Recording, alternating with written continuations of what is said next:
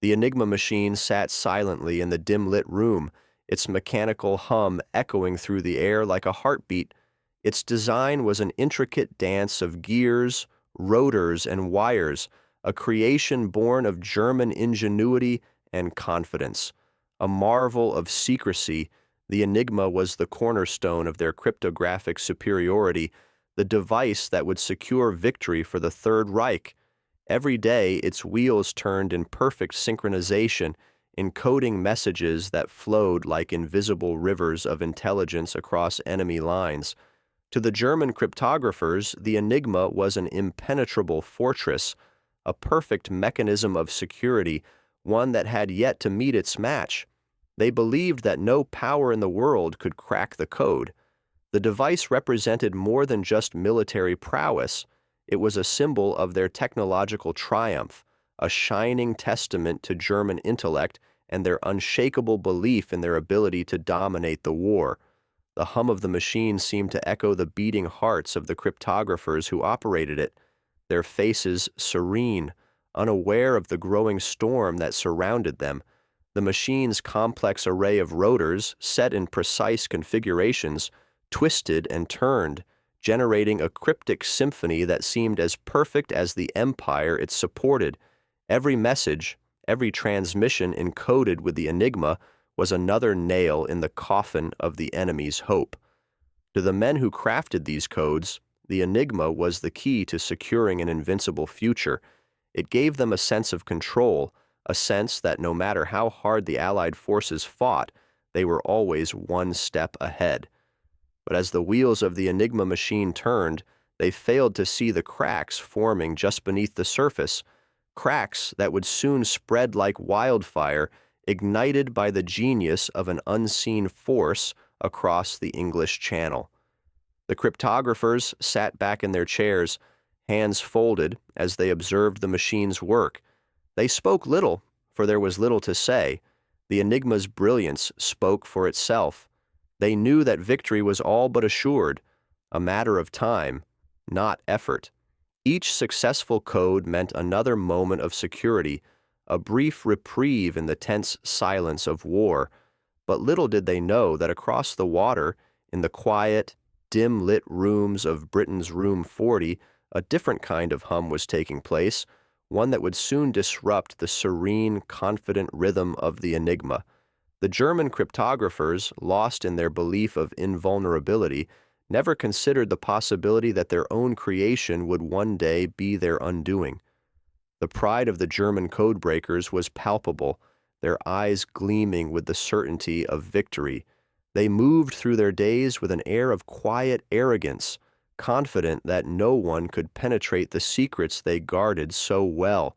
To them, their work was an art form, a delicate balance of logic and ingenuity. Each encryption they created was a stroke of brilliance, and each successful transmission that went unnoticed by the Allies was a testament to their unparalleled mastery. In their minds, they were untouchable.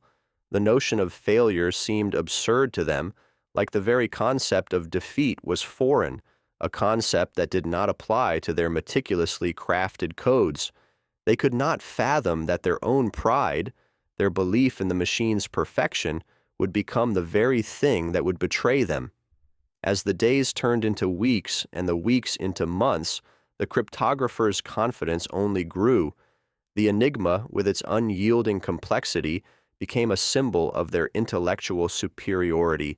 Their achievements were praised, not just by their superiors, but by the entire Nazi regime, which saw in the machine not only a military asset, but a symbol of Germany's dominance. The cryptographers walked with the quiet arrogance of men who had touched the future, whose minds had created something that defied the laws of war. They had unlocked a door, a portal to endless power, and they were the only ones with the key. But as their confidence swelled, a subtle shift began to take place. Unbeknownst to them, the British were slowly, almost imperceptibly, gaining ground. What the Germans saw as an impenetrable fortress was slowly being unraveled by a different breed of cryptographers, working in the shadows, far from the eyes of the public. The Germans could not hear the whispers of the enemy at their door, nor could they feel the cold chill of doubt creeping in. For them, the war was a series of puzzles, and they had always been the ones to solve them. The price of their pride was yet to be paid, but it was coming, and it would come swiftly, as the confidence of their genius would soon be met with the reality of their vulnerability. Their arrogance would lead them to overlook the one thing that could undo everything, the simple truth that even the most brilliant code can be cracked. In their hearts, the German cryptographers believed that they were the keepers of a secret too powerful to be undone. They spoke of the enigma as though it were a living entity, a creature that could not be tamed or outsmarted. But as the months wore on, the danger of their overconfidence became more apparent. They would never admit it, but beneath their calm, assured demeanor, a small seed of doubt had begun to grow. This seed, however, would not flourish until it was too late. Their belief in the infallibility of their machine had become so ingrained, so deeply embedded in their minds, that they could no longer imagine a world in which it could fail them.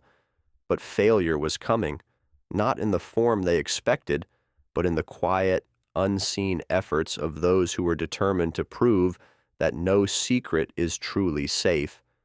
The Enigma machine, once their triumph, would soon become their downfall, not because it was broken, but because they had grown too comfortable with their own brilliance to see the cracks forming beneath their feet. In the quiet, dim-lit rooms of London, a group of men sat hunched over paper, scratching out incomprehensible sequences of letters and numbers. This was Room 40, a secret division within the British Admiralty, its very existence a whispered secret among those who knew. Unlike the confident, almost arrogant cryptographers of Germany, the men of Room 40 were working under a shroud of secrecy, far from the public eye. Their mission was just as vital, just as high stakes, yet their struggle to decode the encrypted messages of the enemy seemed almost desperate. The war was ongoing, but it was being fought not only on the battlefields, but in the quiet corners of British intelligence. Here, the goal was not to create the perfect code, but to find a way to break the codes that were already in use. They were the underdogs, operating in the shadows while their enemies stood in the light, basking in the belief that they were untouchable. The early days of Room 40 were filled with frustration and uncertainty. It was not yet clear that they would even be able to crack the code, let alone use it to turn the tide of the war. The team's resources were minimal compared to the sophisticated Enigma machine, and their understanding of the German cipher was still in its infancy. What they had were clever minds, some of the best and brightest cryptographers, but most of them had no formal training in cryptography at all. Instead, they were a motley crew of mathematicians, linguists, and puzzle solvers who had been brought together by chance, not by design. Yet there was a quiet determination in the room, a belief that even the most complex puzzle could be solved with the right combination of intellect, patience, and perseverance.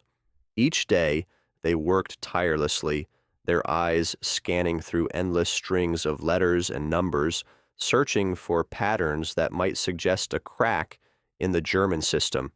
They knew the stakes. The world was at war, and every minute that passed without a breakthrough was a minute that the Germans could use to further their cause. But still, despite the weight of the world pressing down on them, there was a sense of calm in Room 40. Perhaps it was the understanding that the Germans, with all their brilliance, had underestimated the power of secrecy. While the enemy's codes were an expression of their intellectual superiority, Room 40's efforts were an expression of quiet resilience. The British had nothing but their wits, and in this world of cryptography, that was often enough.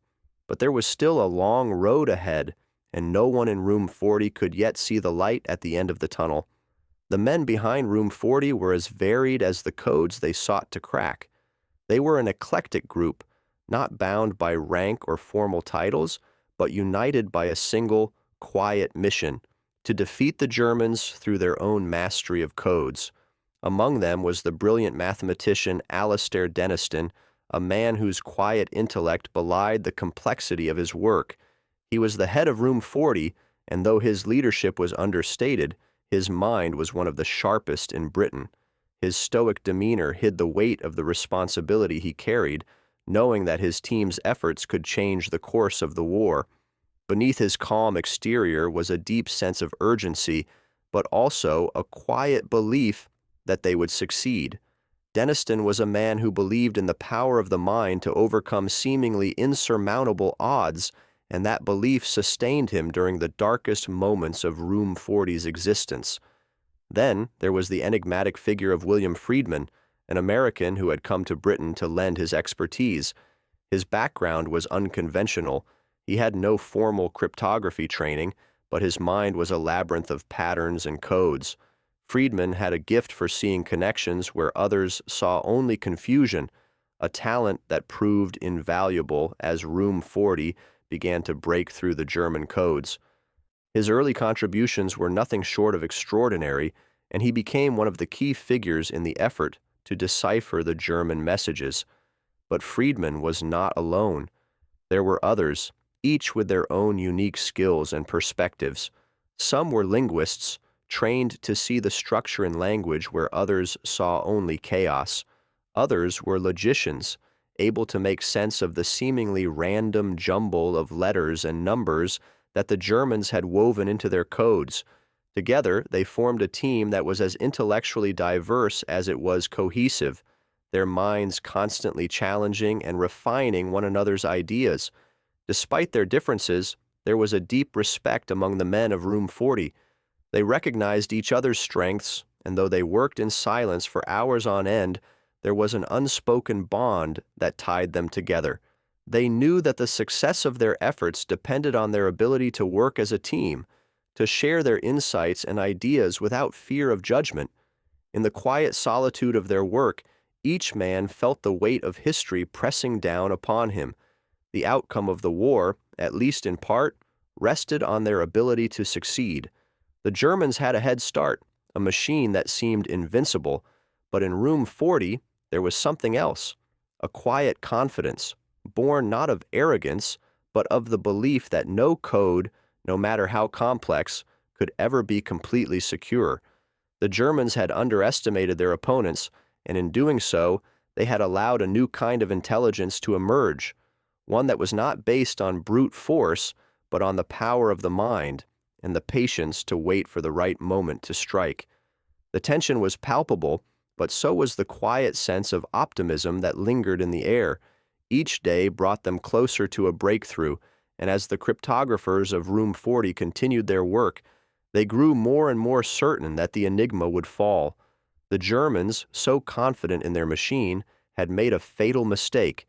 They had assumed that their brilliance would be enough to secure their victory, but they had overlooked the one thing that could undo their entire strategy: the quiet, unrelenting persistence of the British mind. The men of Room 40 knew that they were the underdogs, but that only made their mission more urgent. Every letter, every number, every clue they uncovered brought them closer to the day when the enigma would no longer be a mystery, but a key that could unlock the door to victory. In the shadows of their secrecy, they were quietly changing the course of history. In the quiet, dim-lit room of Room 40, a single moment would alter the course of the war. For months, the cryptographers had toiled away, tracing the tangled web of the German enigma codes, trying to uncover patterns that seemed just beyond their reach. Each day they sifted through endless messages, their minds filled with frustration, their spirits weighed down by the impossibility of the task. But then, one day, everything changed. It was a small breakthrough, seemingly insignificant in isolation, but for those who witnessed it, it was the key to unraveling a much larger mystery.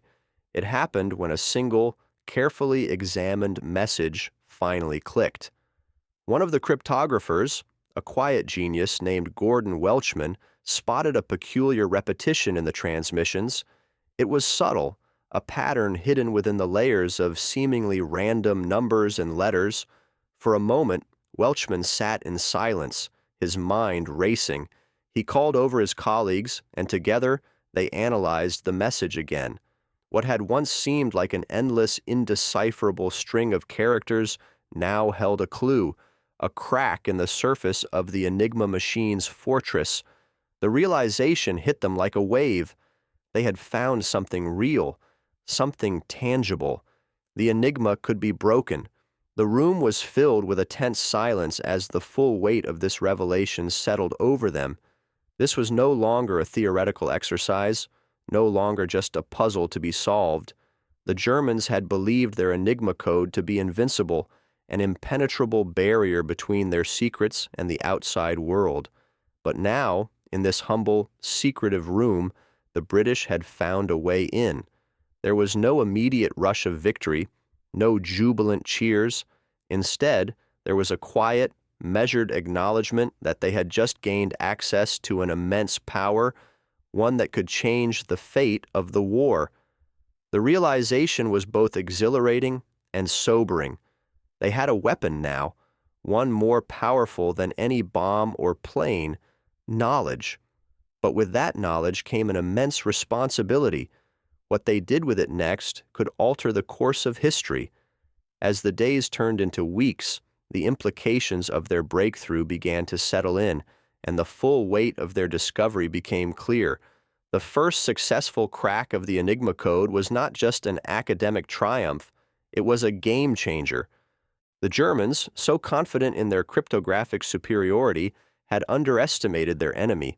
The room in which Room 40 worked had once been filled with uncertainty and struggle, but now it buzzed with a quiet urgency.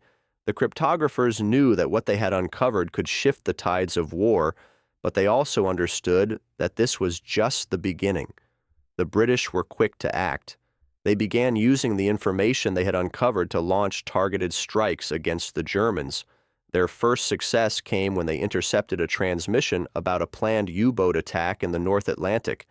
Armed with this knowledge, the British Navy was able to set a trap, ambushing the German submarines before they could strike. It was a small victory, but it was enough to show the Germans that the war was changing. No longer were they operating with complete secrecy. The British had caught up, and they were now in a position to strike back. As the British continued to decode more messages, their interventions grew bolder and more successful. They were able to predict German movements, foiling attacks before they even had a chance to unfold. The tide of the war, which had been shifting in favor of the Axis powers, began to turn in favor of the Allies.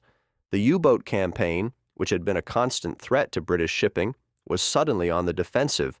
The once unstoppable German war machine was beginning to show signs of vulnerability. The British, armed with their newfound intelligence, gained the upper hand, and the balance of power began to shift. Yet, with every victory, there was a quiet, nagging fear. The Germans were still unaware that their code had been broken, and as long as they remained in the dark, there was a danger that they might change their tactics, or worse, abandon the Enigma machine altogether. The British were cautious in their use of this intelligence, aware that their advantage could be fleeting. But despite the uncertainty, there was a palpable sense of hope. For the first time in the war, the Allies were no longer reacting to the Germans. They were taking the fight to them. Every intercepted message, every decoded plan, brought the British one step closer to victory. The war was far from over, but the balance had shifted, and the Germans, for the first time, were the ones on the back foot.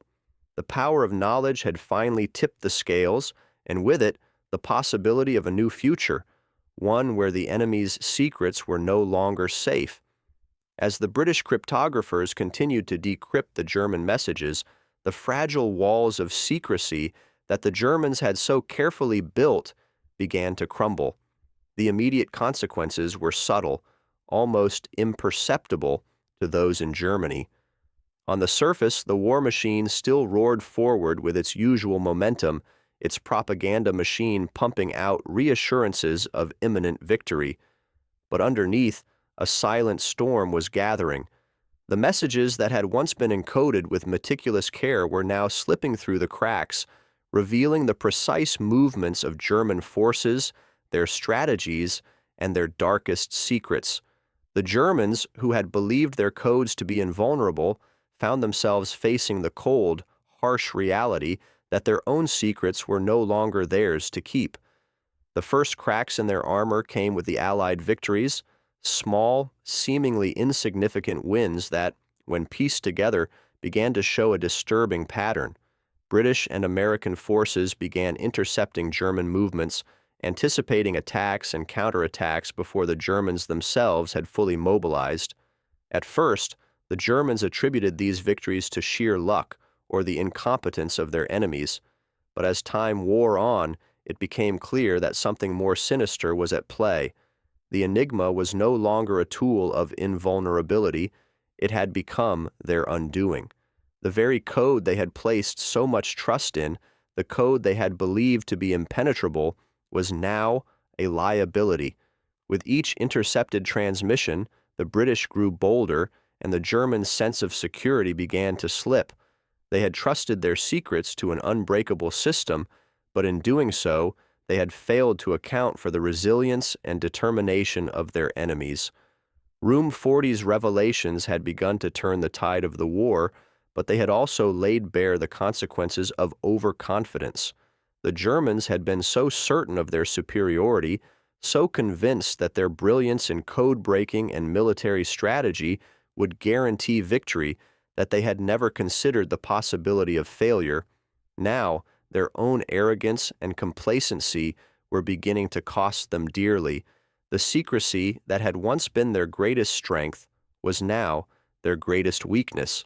As the British forces grew more adept at intercepting and deciphering German messages, the Germans found themselves caught in a web of their own making. The more they tried to protect their secrets, the more exposed they became. Their hubris, their belief that no one could penetrate their codes, had made them blind to the possibility that their enemies were already inside their most secure fortress. What had once been their greatest asset, their ability to communicate in secret, had now become their greatest vulnerability, and the more they fought to maintain that secrecy, the more their efforts unraveled piece by piece. The fall of German confidence was a slow, painful process, one that unfolded in the quiet, hesitant moments between major military engagements. There was no single, defining moment in which the Germans realized their defeat was inevitable. Instead, it was a gradual accumulation of small, almost imperceptible failures, each one chipping away at the foundation of their belief in invincibility. The more the British succeeded, the more the Germans began to doubt the integrity of their military command. Their once unshakable trust in the Enigma code began to erode, replaced by a creeping sense of fear and paranoia. In the high command of the German military, the whispers of doubt grew louder. The top brass, once so certain of their superiority, now found themselves questioning the very foundation of their operations. How had the British managed to anticipate their every move? Why were their secret plans being exposed? The frustration was palpable. German officers began to second-guess their own decisions, unsure whether the plans they had so carefully laid out were still valid. The certainty that had once fueled their every move began to fracture, and with it, their morale. The realization that their most trusted tool, the Enigma, had been compromised, struck at the heart of their strategy. As the war raged on, the psychological toll on the German leadership became more evident. The growing unease was not just limited to the battlefield. It seeped into the hearts of the soldiers, who began to question the direction of the war. How could they continue to fight when their every move seemed to be anticipated by the enemy? How could they trust their leaders when the very system that had been built to protect them had failed? The loss of confidence was not immediate, but it was inevitable. The Germans had relied on secrecy for so long, and now that secrecy had been exposed. Their own trust in their invulnerability had been their downfall. The British, for their part, were careful in how they used their newfound advantage. They knew that revealing too much, too quickly, would tip the Germans off to their breakthrough. But the knowledge they had gained allowed them to orchestrate precision strikes that grew bolder with each success. The Germans, once masters of the game, were now the ones on the defensive. Their once impenetrable secrets had been laid bare, and they found themselves scrambling to adapt. The fall of German confidence was not just a military defeat, it was a psychological one.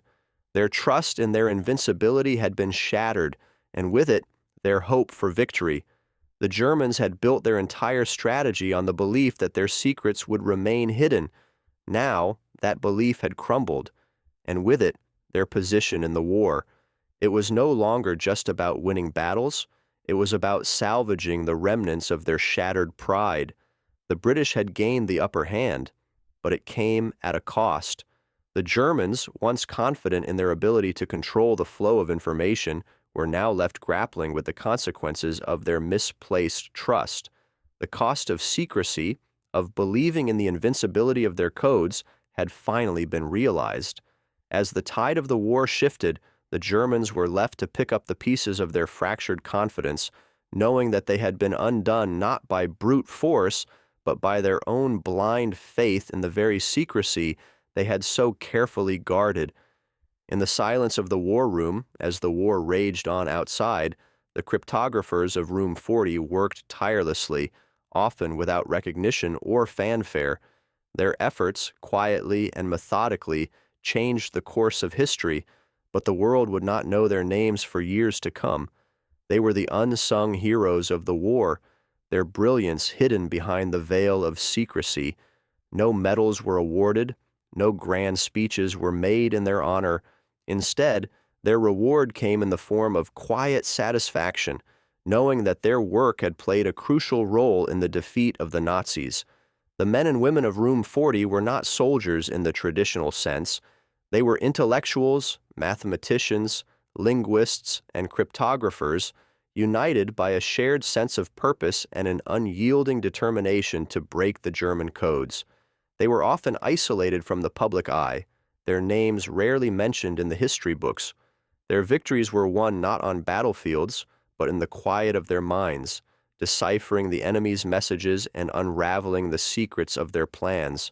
In many ways, they were the hidden force behind the scenes, the ones who made victory possible without ever stepping into the spotlight. As time passed, their story remained largely untold. The true significance of their work would only be revealed decades later, long after the war had ended. But even then, their contributions were often overshadowed by the more visible, more celebrated heroes of the war. Yet, without Room 40, the outcome of the conflict could have been drastically different. The war might have dragged on longer, and the cost in lives could have been even higher. The quiet brilliance of these codebreakers, working tirelessly in their hidden chambers, was a force that shaped the world in ways that few could ever comprehend. Their legacy is one of subtlety, a reminder that the greatest forces in history are not always the loudest or most visible. Often, they are the quiet, unseen efforts that work behind the scenes, shaping the course of events without fanfare. The work of Room 40 was a testament to the power of intellect, the quiet resilience of human curiosity, and the invisible forces that guide history. These heroes, though largely forgotten in their time, remain a part of the fabric of history, their efforts echoing through the decades. In the end, their story is one of quiet pride and humility, a reminder that even the smallest actions can have the greatest impact. The British victory in the war, aided by the intelligence gathered from Room 40, was not simply a military success, it was a turning point in the way warfare would be conducted in the future. The breakthrough in code breaking opened the doors to a new era of intelligence, one in which knowledge and information would become as valuable, if not more so, than physical strength. The lessons learned from the successes of Room 40 would go on to shape the world of espionage and intelligence gathering for decades to come. After the war, the field of cryptography underwent a revolution. The work done at Room 40 laid the groundwork for modern signals intelligence and the technologies that would emerge in the coming decades. The methods developed by the British codebreakers became the foundation for the intelligence operations that would define the Cold War and beyond. In many ways, Room 40 was the birthplace of modern intelligence, a field that would become as important as the armies that fought on the front lines. But beyond its direct impact on the war and the intelligence community, Room 40's legacy also shaped the broader world in more subtle ways. The breakthrough in code breaking during World War II demonstrated the immense power of information and the need to protect it. It laid the foundation for the modern digital age, where encryption and data protection are vital components of everyday life.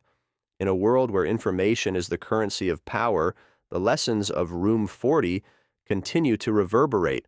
The aftermath of their work also saw the rise of new technologies and innovations in communications. The success of Room 40's code-breaking efforts led directly to the development of early computers and modern cryptographic systems. What began as a desperate effort to crack a code during a time of war evolved into the sophisticated systems that govern the digital world today. The British victory, which seemed to hinge on the ability to read the enemy's messages, ultimately paved the way for the technological advancements of the post-war world. Perhaps the most profound impact of Room 40's work, however, lies in its reminder of the invisible forces that shape history. The success of the British Codebreakers was not a matter of brute force or military might, but of intellect, patience, and a deep understanding of the human desire to communicate and protect secrets. Their legacy is not just in the tangible results of their work, but in the way it changed the course of history, not through visible, dramatic actions, but through quiet, unseen efforts that ultimately had a far-reaching and lasting impact on the world. The story of Room 40 is one of reflection and realization. It is a story of the quiet men and women whose work altered the course of history without ever stepping into the public eye. Their contributions were invaluable, yet largely unrecognized in their time. But as the decades have passed, the significance of their work has become clearer. The legacy of Room 40 is one of intellectual fulfillment and quiet pride, a reminder that sometimes the greatest victories are won not on the battlefield, but in the quiet moments of discovery and insight.